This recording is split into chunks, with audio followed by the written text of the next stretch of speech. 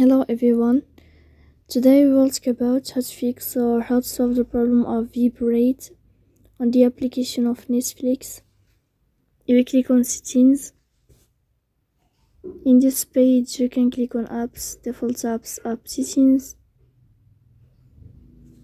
On above you can search about Netflix and you will enter here, Netflix like this. Then you can click on first stop and you can click OK. After that you'll enter to storage. Here you can click on clear cache. In the end you can turn off your phone and you can turn on your phone again. So please don't forget to support us by like and subscribe. See you next time in another video, and thank